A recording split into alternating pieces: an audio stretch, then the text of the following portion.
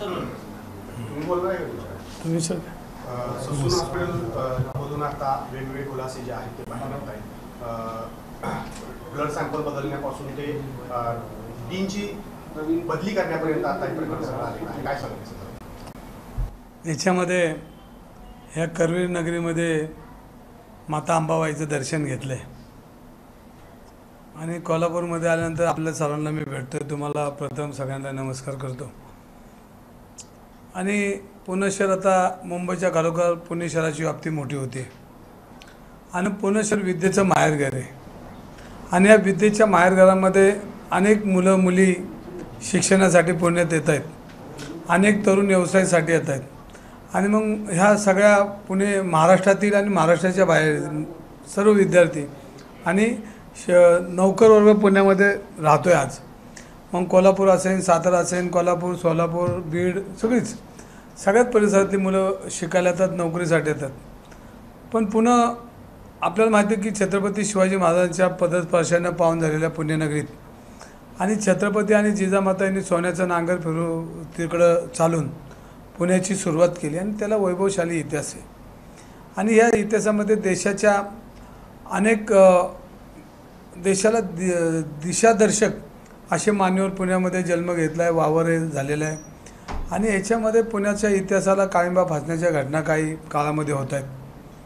गेल्या 5-6 वर्षामध्ये पुणे शहरामध्ये जे पब संस्कृती पुण्यामध्ये आली आणि उडता पंजाबसारखं पुण्यामध्ये उडतं पुणं किंवा उडतं महाराष्ट्र अशा पद्धतीचं लोकांमध्ये आणि सर्वांमध्ये ही अंमली पदार्थाची सुसराट निर्माण झाला. मी ज्यावेळेला लोकप्रतिनिधी म्हणून निवडून आलो त्या दिवसापासून सातत्यानं विधानसभा असेल, विधानभवन असेल, नागपूर असेल, या सगळ्या अधिवेशनामध्ये मी माझी बाजू मांडण्याचा प्रयत्न केला. पण एवढं बोलूनसुद्धा कुणी ह्याच्याकडे दाद देत नव्हतं आणि कुणी त्याच्याकडे लक्ष देत नव्हतं. मग मी डॉक्टर बाबासाहेब आंबेडकरांनी जे आपल्याला संविधान दिले आणि या संविधानानुसार मग लोकशाही पद्धतीने मी रस्त्यावर आलो, समाजाला रस्त्यावर घेतलं, पुणेकरांना रस्त्यावर घेतलं आणि आमची एकच मागणी होती की ही सगळी पब संस्कृती या पुणे शहरामध्ये मिटली पाहिजे आणि माझ्या पुण्यातील सर्व लोक चांगले राहिले पाहिजे, मुलं चांगली राहिले पाहिजे. कारण ही आता मुलं आमची उमलती फुलं आहेत, पण ती कोमजायचं काम ही पब संस्कृती अंमली पदार्थ करत आहेत. मग आता पुणे शहर नुसतं एका पुणे शहरापुरतं न राहिलं तर ते देशाला एक देशाचं पुणे झाले. ह्याच्यामध्ये पुण्यामध्ये देश दिसतो आहे, म्हणजे सगळीकडची मुलं त्या ठिकाणी येतात. मला अनेक शहरातून फोन येतात की आमची मुलं पुण्यामध्ये शिकत आहेत आणि पुण्यामध्ये शिकत असताना आमच्याकडे भीतीचं वातावरण निर्माण झालं आहे. पण तुम्ही रस्त्यावर आल्यानंतर आम्हाला असं वाटतं आहे की कोणतरी आपल्या मुलांची बाजू घेते. म्हणजे हे काम करताना लोकांच्या लक्षात येतं की आता लोकांनी रस्त्यावर आलं पाहिजे. जो अपघात झाला आणि त्या अपघातामध्ये 2 मुलं मृत्युमुखी पडली, ती अभियंता होती आणि ती मध्य प्रदेशची होती आणि दोन्ही मुलं नोकरी करत आणि त्यांच्या नोकरीला करत असताना त्यांच्या घरांचा आधार ती 2 मुलं होती आणि ती मुलं ज्या पद्धतीने अपघात झाला आणि ती मुलं ससूनच्या आवारामध्ये त्यांचा मृत्यूदेह असताना ह्या आमच्या सिस्टीमने पैसे खाऊन पोलिसांनी त्याच्यामध्ये 2-2 एफआर लिहिल्या गेल्या आणि 2-2 एफआर लिहिल्यानंतर त्याच्यामध्ये एका एफआरमध्ये त्यांना सोडून देण्यात आलं आणि त्यानंतर पुण्यामध्ये सर्व पुणेकर रस्त्यावर आल्यानंतर आपल्या राज्याचे गृहमंत्री फडणवीस साहेब आले, पोलिसांची सावरासावर केली आणि निघून गेले. पण अशा वेळेला पुणे शहरमधली लोक गप बसत नव्हती. हे लक्षात आल्यानंतर पुणे पोलिसांनी पाऊल उचललं आणि पहिल्यांदा 2 पोलीस निलंबित केले आणि निलंबित करून हा तपास दुसऱ्या अधिकाऱ्याकडे दिला आणि दुसऱ्या अधिकाऱ्याकडे गेल्यानंतर ससूनमधला कारभार हा चव्हाट्यावर आला. कारण आम्ही पहिल्या दिवसापासून म्हणत होतो की ह्याच्यामध्ये गोलबंगाळ झाले, ह्याच्यामध्ये चुकीची लोक हेही तपास करत आहेत आणि म्हणून ती सुई अजय तावरे जे डॉक्टर आहेत यांच्याकडे ही सुई वळली आणि त्याच्यानंतर तपासामध्ये त्यांच्यावर इतके गंभीर त्यांनी त्या ठिकाणी कार्यभाग केला. म्हणजे रक्त फेकून देण्यापर्यंत आणि आरोपीचं रक्त न घेता दुसऱ्याचं रक्त घेतं इतक्या प्रचंड प्रमाणात गंभीर स्वरूपाचा तो गुन्हा त्यांनी केला आणि पोलिसांनी त्यांना अटक केली. जे तपास अधिकारी होते त्यांच्याबद्दल थोडा मला अभिमान वाटतो की त्यांनी तपासाची दिशा योग्य ठिकाणी नेलेली. पण तो अजूनही पोलीस प्रशासनावर सरकारचा प्रेशर येऊ शकतं आणि ह्या तपासाला दिशा परत थांबून वेगळ्या दिशेने जाऊ शकतं. जो बिल्डर आहे हा बिल्डर पुणे शहरामध्ये नामवंत बिल्डर म्हणून फिरतो, पण त्याचे काळे धंदे आता अनेक लोक त्याच्याविरुद्ध तक्रारी करायला आलेत. ज्या पद्धतीने ह्याच्या मुलाने शाळेतल्या मुलांना सुद्धा त्रास दिला. आमचे तनपुरे परिवार आहे, त्या भगिनी तर सांगितलं की मी तिच्या वडिलांना जाऊन सांगितलं होतं की हा मुलगा असा वागतो, मुलांना त्रास देतो, व्यसनाधीश होण्यासाठी त्यांना प्रवृत्त करतो. अशा सगळ्या गोष्टीला तरी त्याच्या वडिलांनी दखल नाही घेतली. आणि आज तो अपघात जो झाला तो इतकं भयंकर झाला, त्याच्यामध्ये त्या मुलाचा सहभाग होता. आणि ह्या सगळ्या बघितलं तर ते गाडीचा नंबर होता का, गाडीचं रजिस्ट्रेशन होतं का, ह्या सगळ्या गोष्टी त्यांना माहिती होतं की आपण पैसे टाकून हे लोकांना खरेदी करू शकतो, ही सिस्टीम खरेदी करू शकतो. त्यामुळे त्यांना कोणाची भीती वाटत नव्हती. पण आम्ही सर्वांनी मग पुणेकरांनी एकत्र आलो. आज पुणे शहरामध्ये चर्चासत्र झालेत, निबंध स्पर्धा झालेत, आज आंदोलन आहेत.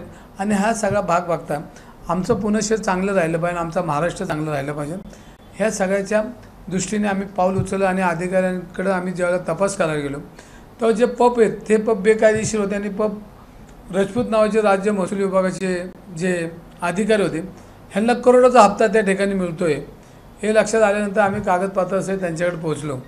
आणि मग महाराष्ट्रामध्ये मग ससूनची चूक असेल, राज्य उत्पादन महामंडळाची चूक असेल, ह्या चुकीचे सगळे जे मंत्री लोक आहेत, मग ह्या मंत्री लोकांना लय राग आला. मग हे मंत्री मुश्रीफ साहेब ससूनचा कारभार आरोप झाले आणि आम्ही आरोप केले ते सिद्ध होत होते. मुश्रीफ साहेबांना राग आला. मुश्रीफ साहेब म्हटले की दंगेकरांनी आमची माफी मागितली पाहिजे. तर मी त्यांना एक विनंती केली की ती ज्येष्ठ मंत्री आहेत, मी त्यांची माफी काय त्यांची पाया पडून माफी मागतो किंवा त्यांच्या पायावर लोटांगण घेतो. पण ते कधी घेणार की पुण्याची पब संस्कृती संपली की त्यांच्या पायावर मी डोकं ठेवणार. पण त्यांना असंच वाटत असेल की माझ्यावर माफी मागं, तर मी माफी कदाचित मागणार नाही, कारण हा पुणेकरांचा आवाज आहे, हा सर्वसामान्यांचा आवाज आहे. त्यानंतर आपल्या राज्यावर महाराष्ट्राचे मंत्री शंभूराजे देसाई हे म्हणले की मी त्यांना नोटीस पाठवते आणि हक्कभंगाची त्यांना नोटीस देऊन त्यांच्यावर कारवाई करतो. तर ह्या सगळ्या गोष्टीला मी ज्या सरकारमध्ये विरोधी पक्षात निवडून आलो आणि शाहू फुले आंबेडकर विचाराच्या महाराष्ट्रामध्ये काम करताना माझा आदर्श आहे, शाहू महाराज आदर्श आहेत, आंबेडकर आदर्श आहेत, महात्मा फुले आदर्श आहेत. आणि यांचे विचार घेऊन गेल्यानंतर कुठली मला भीती वाटत नाही. आणि कोण मला घाबरायचा प्रयत्न करत असेल तर मला एक आदर्श आहे. आणि ह्याच्यामध्ये हा महाराष्ट्र घाबरणार नाही, हा छत्रपतींचा महाराष्ट्र आहे. कुणी आलं तरी कोणाच्या डारकळीला मी घाबरणार नाही. कोणी मला हक्कभंग करू द्या किंवा कायदेशीर नोटीस देऊ तर मी त्याला तयारी आहे. माझा प्रत्येक पुणेकर हा माझ्या बाजूने. ज्या दिवशी मला अशा पद्धतीनं कोणी काही कारवाई करण्याचा प्रयत्न करेल तर आमचं पुणे रस्त्यावर येईल, कारण हा पुणेकरांचा आवाज आहे. मी पुणेकरांचा गेली 30 वर्षामध्ये माझी सामाजिक जीवनामध्ये सर्वसामान्यांबरोबर नाळ जोडलेली. आणि सगळं करत असताना ह्या सगळ्या गोष्टीला आज गृहमंत्री असतील, भारतीय जनता पार्टीची सर्व पदाधिकारी असतील, माझ्या वैयक्तिक जीवनात बी मला त्रास द्यायचा प्रयत्न करतात, पण मी घाबरणार नाही. शेवटी काय, एक शेतकरी कुटुंबातला आहे आणि मला कुठल्याही परिस्थितीमध्ये तोंड द्यायला माहिती आहे. मग माझी आर्थिक असेल, शारीरिक असेल, मानसिक सगळ्या तयारीला माझी तयारी आहे. कारण मी शेतकरी कुटुंबातला आणि ह्या सगळ्या गोष्टी मला जवळनं माहिती आहे. त्यामुळे मी कुठलाही न घाबरता ह्या तपासामध्ये गती देण्यासाठी ज्या ज्या वेळेला मला काय करता येईल त्या त्यावेळेला एक लोकप्रतिनिधी म्हणून, एक पुण्याचा कार्यकर्ता म्हणून, एक पुणेकर म्हणून, एक कुटुंब म्हणून आणि पुण्यामध्ये आलेल्या महाराष्ट्रात कोल्हापूरसहित सर्व जे युवक आमच्याकडे राहतात त्यांच्या सुरक्षेसाठी मी रस्त्यावर उभा राहिल्याशिवाय राहणार नाही. हसन मुश्रीफांनी काल जे खुलासे केले ते तुम्हाला खुलासे पटलेत का? कारण तावरे हे रजेवरती होते, त्यानंतर ते आले आणि एप्रिल महिन्यातच काढलं, एचओडी पदावरून काढलं होतं. आणि शिवाय टिंगरेंनी जे पत्र दिलं होतं, मंत्र्यांना अशी पत्र दिली जातात, आम्ही काही खाली खोलात जाऊन या सगळ्या गोष्टी बघत नाही. त्याला धरून किंवा मंत्र्यांचं शिफारस म्हणजे ब्रह्म वाक्य नव्हे अशा पद्धतीचं विधान सुद्धा मुश्रीफांचं राहिलं. बघा, हसन मुश्रीफ साहेब कसे वाटतात हे त्यांना माहीत आहे. तेही ज्येष्ठ आहेत आणि त्यांच्या काळामध्ये अशा पद्धतीचा अधिकारी चुकीचं काम करतो हे त्यांना माहिती आहे. आणि अजय तावरेसारखा कुठंतरी एक त्याचा भाऊ सभापती असं मी ऐकले. म्हणजे हे जे लागेबंदे हसन साहेबांबरोबर आहे ते नक्की. आता हे असू द्या, ह्याच्याबद्दल काय नाही, कोणी कोणाचे मित्र असू शकतात. पण अजय तावरे हा किडनी रॅकेटमध्ये बी ह्याचं नाव होतं आणि अनेक प्रकरणामध्ये तो डिफॉल्टर होतो. त्यांनी रिपोर्ट बदलायचं काम केलं, त्याच्यावर तक्रारी होत्या आणि त्याच्याबरोबरचे अनेक डॉक्टर आहेत त्यांच्या बदल्या झाल्या. पण अजय तावरे त्या ठिकाणी घट्ट बसून होता. म्हणजे याचा अर्थ की हे प्रशासन त्याला आपलं हे सत्ताधारी लोक त्याच्या पाठी आणि कुठल्याही पाठिंब्याशिवाय हे होऊ शकत नाही. डॉक्टर काळेंनी खुलासा केला की ह्याच्यामध्ये मला अनेक मंत्र्यांचे फोन आले. अजय तावरेसारखा डिफॉल्टर माणसाला ठेवण्याचं काम हसन मुश्रीफ साहेबांनी केलं, हे डीननी बोलले. आणि मग डीनचीच सक्तीच्या रजेवर पाठवलं. मला एक शंका आहे डीनमध्ये. तर हा डीन काळे डीन म्हणून आहेत, हे मॅटमधून आलेले आहेत, सरकारला चॅलेंज करून ह्या डीन म्हणून आलेत. तर मला ती एक शंका अशी वाटते की ह्यांच्या मनाचा कोणतरी अधिकारी नेमायचा आणि ह्या प्रकरणामध्ये सगळे जे पुरावे मिळलेत हे नसते नाबूद करायचे आणि त्याला क्लीन चिट द्यायची अजय तावरेला, अशी एक शंका माझ्या मनामध्ये येते. ह्याचाही अभ्यास आपल्याला करावा लागेल. ह्याच्यामध्ये जे पोलीस निलंबित अधिकारी आहेत त्यांच्यावर खंडणीचा गुन्हा दाखल केला पाहिजे. पोलीस आयुक्तांना माझी हितनं विनंती आहे, मी नाही ऐकलं तर मी निवडणुकीचा निकाल लागल्यानंतर मी परत माझं आंदोलनाला सुरुवात करणार आहे. ह्याच्यामध्ये ज्या अजय तावरेंनी पैसे घेऊन रिपोर्ट बदलले त्याच अधिकाऱ्यांनी पैसे घेऊन 2-2 एफ.आय.आर केल्या. म्हणजे पोलीस आयुक्तांनी आपलं ते बाबा आणि दुसऱ्याचं ते कार्ट, तर त्या दोन्ही पोलीस अधिकाऱ्यांना निलंबितची कारवाई करावी, निलंबितबरोबर त्यांची फौजदारी कारवाई करावी, त्यातनंही रिकव्हरी मिळली पाहिजे. राज्य महसूल विभागाचे राजपूत साहेब आहेत, जे महानगरपालिकेने पब पाडलेत, म्हणजे ते बेकायदेशीर होते म्हणून पाडलेत, मग त्या पबला परवानगी दिली कशी, हा महत्त्वाचा मुद्दा आहे. जे शंभूराजे देसाई पुण्यामध्ये येतात, त्यांची मुलगी पुण्यामध्ये शिकते आणि एक कुटुंबिक पुण्याचं नातं त्यांच्यावर जोडलेलं आहे. पण हा अधिकारी एवढे प्रचंड प्रमाणात पैसे घेतो हे जर महसूल मंत्र्याला माहीत नसेल तर त्या पदावर ते का राहतात, हा माझा पहिला प्रश्न आहे. आणि दुसरा प्रश्न असा आहे की मला हक्कभंगाची नोटीस पाठवण्यापूर्वी ह्या राजपूतवर फौजदारी गुन्हा दाखल केला पाहिजे आणि ह्याचा सगळ्यात तपास करून पुणेकरांचा आवाज, पुणेकर म्हणून किंवा एक कुटुंब प्रमुख म्हणून जे मी बोलतो त्याला मला त्यांनी सपोर्ट केला पाहिजे. तर मला हक्कभंगाची नोटीस देऊन त्यांना काय मिळणार आहे. आणि त्यांनी जर हक्कभंगाची नोटीस दिली तर मी कार्यकर्ता, निवडणुका हा सगळा पाठ बाजूला आहे, राजकारण हे बाजूला आहे. आमदारकी खासदारकी ही मुकुट जर माझं पुन्हाच सुरक्षित नसेल तर हा मुकुट घेऊन फिरणार कशाला मी, हे मी बाजूला ठेवून पण कार्यकर्ता म्हणून मी त्यांच्या केलेली पापं ही रस्त्यावर जाऊन त्यांच्या मतदारसंघात जाऊन उघडी करेन. कारण शेवटी हा माझा प्रश्न नाही, आपल्या सर्वांचा प्रश्न आहे. आपले परिवारातले पुण्यामध्ये लोक आहेत, तुमचे कुटुंब आहेत, तुमची बी सगळी मित्रपरिवार आहे, नातेवाईक आहे. कारण पुणे आता ग्लोबल पुणे होत असताना हे हाताला काम देणार आहे, शिक्षणाचं पुणे शहर आहे आणि हे पुणे शहर देशाला एक दिशा देणारं पुणे शहरामध्ये अशा पद्धतीचं काम करत असताना मंत्र्यांचा जर वर हास्य त्यांना असेल आणि त्याची चौकशी करणार असेल आणि माझी करणार असेल तर त्यांच्या मतदारसंघात जाऊन मी माझं काय म्हणणं आहे हे त्यांच्या घरापाशी जाऊन मी मांडेल. कारण त्यांनाही लक्षात येईल की आपल्या कुटुंबाचीही मुलं पुण्यात शिकतात, त्यांची कोणतरी काळजी करतात, त्यासाठी एक कार्यकर्ता रस्त्यावर होतो, मी कुठल्या पक्षाचा आहे त्यापेक्षा कार्यकर्ता आहे, ह्याची जर त्यांना जर जाणीव नसेल आणि ह्याची जर कल्पना नसेल आणि माझ्यावर हक्कभंग आणला तर मला काही फरक पडत नाही. कारण मी या सिस्टीमच्या विरोधात लढतो आहे. मला उद्या काही कायदेशीर माझ्यावर कारवाई झाली तर मला एक तर मी तुम्हाला इथनं जाहीर करतो की त्यांनी मला पैसे भरपाई मागितली आबरू नुकसान तर मी देऊ शकत नाही. त्याच्या बदले मी जेलला बी जायला तयार आहे. कुणी मला जेलला पाठवलं ते मी पुणेकरांचा आवाज सोडणार नाही. धन्यवाद. त्या काळामध्ये आणखी 2 मुलं होती, मायनर जी मुलं होती, त्यांचा जबाब घेण्याचं काम सुरू आहे. त्या मुलांनी सुद्धा सांगितलं की ड्रिंक अँड ड्राईव्ह झाले, गाडी फास्ट चालू केली. त्या मुलांच्या सुरक्षेबाबत आणि किंवा ही मुलांचे जबाब आहेत ते बदलले जाऊ शकतात असे काही वाटते का? ह्याच्यामध्ये मी परत म्हणतो की हा जो मुलाचा वडील आहे, आजोबा हे बिल्डर आहेत आणि ह्यांनी गैरप्रकारे अनेक मोठी माया कमवली, अनेक शेतकऱ्यांच्या जमिनी लुटल्या, अनेक लोकांना गोळीबार केले, अनेक लोकांना मारण्याचा प्रयत्न केला, पण पैशाच्या जेव्हा पोलिसांनी त्याची कारवाई नाही केली. आमचे मित्र अजय भोसले यांनी आरोप केला त्यांच्यावर. पूर्वी त्यांनी गुन्हाही दाखल केला की एका गँगस्टरच्या माणसांच्या मदतीने त्याच्यावर गोळीबार केला आणि त्याची केस आजपर्यंत घेतली नाही. मग पोलीस करतात काय? अरे गोरगरीब सायकलीवर धक्का दिला तर त्याला मारत नेऊन त्यावर गुन्हा दाखल करतात आणि एवढे गंभीर गुन्हे तुम्ही पैशाच्या जीवावर का करत नाहीत? तुम्ही काय याच्यावर तुम्ही पांघरून घालता? हा महत्त्वाचा पार्ट आहे. म्हणून आम्हाला म्हातारे मेलेलं दुःख नाही पण काळ सोकवला नाही पाहिजे. आणि आम्ही पुणेकर आहेत, आम्ही लोकप्रतिनिधी आहेत, आम्हाला हे गप्प बसवणार नाही. कारण शाहू फुले आंबेडकरच्या विचाराचे आम्ही कार्यकर्ते आहोत, त्यामुळे आम्ही गप्प बसणार नाही. आम्ही वाचा फोडणार, जे जे ह्याच्यामध्ये दोषी असेल त्यांच्यावर कारवाई करेल, आमचं आंदोलन थांबणार नाही. तावरेंवर याआधी अनेक गंभीर आरोप होते, जसं किडनी स्कॅममध्ये ते होते, तरी सुद्धा तावरेंची शिफारस एक आमदार करतो, टिंगरे आमदार करतो आणि त्यानंतर मुश्रीफांच्या सांगण्यावरून त्यांची एकूणच निवड केली जाते. यामध्ये हे सगळं मिलीभगत आहे असं वाटत नाही? ह्याच्यामध्ये डॉक्टर डीन काळे यांनी एका स्ट्रिंग ऑपरेशन एका कुठल्या तरी ह्यांनी केले बघा, चॅनेलने, आणि त्याच्यामध्ये त्यांनी असं सांगितलं की मला फोन आले, माझ्यावर दबाव आला, अजय तावरे हा ऐकत नाही. हा तो बोलला आहे त्याच्यामध्ये, ते स्ट्रिंग ऑपरेशन तुमच्याकडे आलं का माहीत नाही मला. पण ह्याच्यामध्ये डीननी कबूल केलं की ह्याच्यामध्ये माझ्यावर प्रचंड दबाव आहे. अजय तावरे हा काय डीनचा ऐकणारा माणूस नाही आहे, कारण मंत्री तो खिशात घेऊन फिरतो, तो त्या डीनचं काय ऐकणार आहे. ह्या सगळ्यामध्ये हे ज्यांचं सरकार आहे त्यांचे हसन मुश्रीफ यांची ही चूक आहे. त्यांनी ज्या पद्धतीने कोणाच्या शिफारशीनुसार केलं असेल ती चूक आहे. पण त्यांना ह्याच्यापूर्वी मी हसन मुश्रीफांना मागच्या ललित पाटीलच्या प्रकरणात त्यांचा राजीनामा मागितला होता, तरी त्यांनी ह्याच्याकडे लक्ष दिलं नाही आणि मग हे कांड चालूच होतं. मग आता या अजय तावने एक रिपोर्ट बदलला असेल का, तर अनेक रिपोर्ट बदलले. लोकांना पूर्वी आम्ही म्हणायचो की असं काय होत नाही कारण ही सिस्टीम आहे, पण आज लक्षात आलं की आम्ही सिनेमा पूर्वी बघायचो आणि ज्या सिस्टीम सिनेमामध्ये दाखवतात तो सिनेमाचा खलनायक हा अजय तावरे. आणि अशा पद्धतीने अनेक गुन्हे केलेत, एका गुन्ह्यात नाही तर हजारो गुन्हे ह्यांनी केलेत.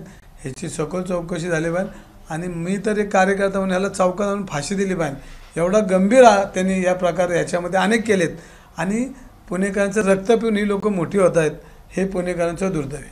हसन मुश्रीफांचा राजीनामा तुम्ही मागितला होता, मात्र हसन मुश्रीफ यांनी माफी माझी जी आहे ती मागावी, या प्रकरणाशी माझा काही संबंध नाही असं म्हटलेलं आहे. जरी सिद्ध नाही करू शकले तर आबरू नुकसानीचा दावा देखील ते करणार होते.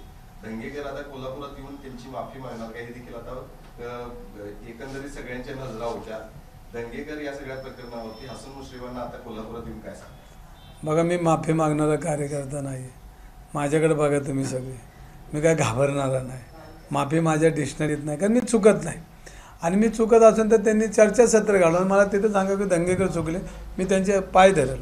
पण मी चुकतच नाही आहे. मी पुणेकरांचा आवाज आहे, मी सर्वसामान्यांचा आवाज आहे, हसन मुश्रीफांचा बी मी आवाज आहे. कारण त्यांना हे पटत नाही, पण त्या ह्या शासनामध्ये असल्यामुळं आणि त्यांना ज्या पद्धतीने ह्या त्यांना ज्या पद्धतीने तिकडं नेलं आहे आणि या सत्तेत नेलं आहे, जे माननीय शरदचंद्र पवार यांना प्रीतितुल्य असताना त्यांनी त्यांना वडिलांप्रमाणे प्रेम दिलं, त्या माणसाला ते सोडून गेल्या सत्यबाई आणि या भीतीबाई. त्यांनी मला ही दम दिलाच नाही पाहिजे, हा दम त्यांनी नाही दिला पाहिजे. आणि ह्या दम जर मी ऐकणार असतो तर मी आंदोलनच केलं नसतं. मी माफी बिफी काय मागणार नाही. माझं पुन्हा सुरक्षित जो पण होत नाही तो पण मी कोणाला बोलणार नाही, मी लढणार. चंद्रकांत मस्के यांची आता डीनपदी निवड झाली, कुठेतरी ससूनचा कार्यभार सुधारण असं वाटतंय काय?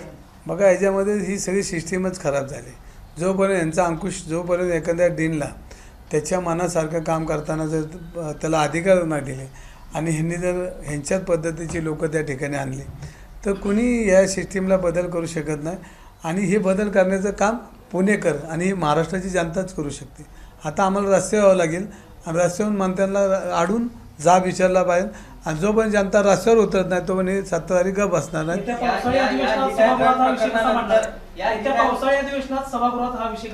बघा, आता तुम्ही माहिती आहे मी 4 तारखेला लोकसभेचा उमेदवार आहे आणि मग 4 तारखेनंतर निकाल झाल्यानंतर मी विधानसभेत आहे का ना, हा पहिला महत्त्वाचा मुद्दा आहे. आणि मी विधानसभेत नसेल तर मग माझ्या वतीने माझ्या काँग्रेस पक्षाचे सगळे आहेत ते लढतील, आमचे विरोधी पक्ष लढणार, विजय भाऊ लढतील, नाना पटोले लढतील, आमचं सगळं सैन्य लढणारच आहे. आणि शेवटी आम्हाला लढावं लागेल आणि मी असेल तर सगळ्यात पुढे असेल. पण मला असं वाटतं की 4 तारखेनंतर मी त्यांच्यामध्ये नसेल असं वाटतं. प्रकरणानंतर देखील पोलिसांचा धाक राहिलेला दिसत नाही अजून पुण्यामध्ये. कारण कालच राजगड कोंडवडे भागामध्ये एका 22 वर्षीय मुलीला जिवंत काढण्याचा प्रयत्न झाला. काय नेमकं करतायत पोलीस मग पुण्याचे, इतका धाक जर हे करू शकत नसतं? बघा, ह्याच्यामध्ये मी तेच म्हणतोय की बिल्डर लोकांचं राज आलं आहे. सर्वसामान्यांचे ताबे पोलीस लोक घ्यायला जातात. म्हणजे महाराष्ट्रामध्ये माझ्याकडे रोज पोलिसांच्या 25 तक्रारी आहेत आणि पोलीस जर चुकीचं काम करतात ही वस्तुस्थिती खरी, पण सगळेच पोलीस चुकीचं काम करत नाहीत. त्याच्यामध्ये एक सिस्टीममध्ये 10-20% लोक आहेत की जेणेकरून हे सुपाऱ्या पोलीसच घेतात. पोलीस सुपाऱ्या घेऊन काम करतात, पोलीस ताबे घेऊन जातात. ती कालची मुलगी म्हणजे ती मला क्लिप आली, खरी खोटी आज मी म्हणजे मला ते बघितलं ना, कारण मी दौऱ्यात होतो.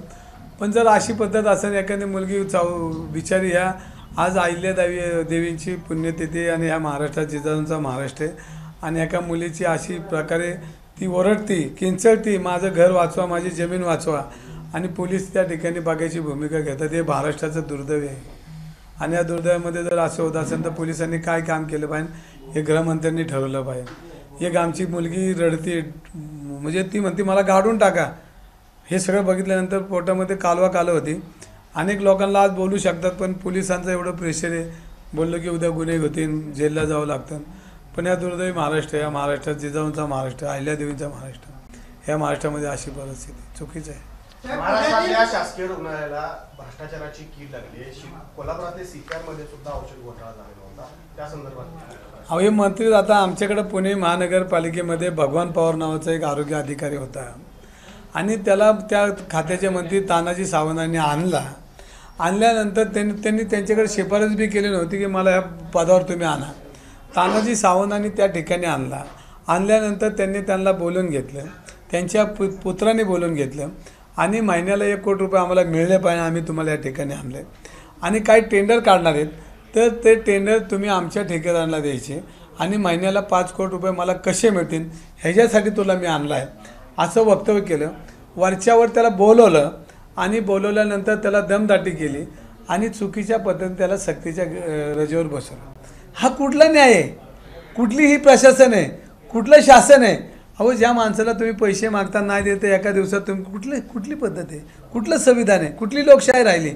आणि त्या भगवान पवारांचं काय त्यांनी चुकलं आहे आणि त्यांनी पूर्वी ज्या भागामध्ये काम करत होता तिथली चौकशीचं काहीतरी मागवलं आणि त्याच्यावर त्यांनी कारवाई केली. पण ज्या टेबलवर त्यांची पूर्वीचं होतं ज्या टेबलवर ह्या सज्जन लोकांनी आणलं त्या टेबलवर त्यांनी काहीच नाही केलं. मग त्यांनी केलं नाही म्हणून त्यांची बदली किंवा त्यांना निलंबित काय केले. भगवान पवारांना मी भेटणार आहे आणि तानाजी सावंत हा काही सज्जन माणूस नाही, हा एकदम प्रचंड भ्रष्टाचारी आहे आणि वस्तुस्थिती येते. आता किती बोलणार राव? सगळ्याच खात्यात आता भ्रष्टाचाराचं म्हणजे गृह खात्यात गेलं तेच, तुम्ही महसूलमध्ये गेलं तेच, तुम्ही आरोग्यामध्ये गेलं तेच, ॲम्ब्युलन्स घोटाळा गेलं तेच, रिंग रोड पुण्याचं तेच, पाटबंधारे खात्यात तेच. भ्रष्टाचाराने डबडबलं आहे. लोक काँग्रेसच्या नावाने ओरडले आणि जी ओरडली तीच लोकांना असं वाटलं की चांगली लोकं आलेली आहेत. पण ह्याच्यापेक्षा काँग्रेसच्या काळामध्ये नसलेला भ्रष्टाचार हा रस्त्यावर आला, पण चाललेला भ्रष्टाचारावर कोण बोलत नाही. काल पुण्यामध्ये रिंग रोडची टेंडर निघली, ज्या रिंग टेंडरमध्ये 40% अबाव टेंडर दिले आणि ह्या टेंडरमध्ये ज्यांनी इलेक्ट्रिक बॉन्डमध्ये लाखो रुपये भारतीय जनता पार्टीला देणगी दिली त्यांना ही काम वाटून दिली. म्हणजे आता तक्रार कोणाकडे करायची? पंतप्रधानांकडे करायची का राष्ट्रपतींकडे करायची? सगळी सिस्टीमच ही सडलेली आहे. ह्याच्यामध्ये महाराष्ट्राला लुटायला निघलेले सरकार आहे. हे महाराष्ट्राला काही महाराष्ट्राची बदनामी, महाराष्ट्राला कानबा फासण्याचं काम हे सरकार करतं आहे आणि ह्यांच्यामध्ये कोणाला राजीनामा मागायचा आणि कोणाकडे दाद मागायची अशी परिस्थिती आहे. यासाठी महाराष्ट्राने रस्त्यावर उतरलं पाहिजे आणि त्यांना जाब विचारला पाहिजे.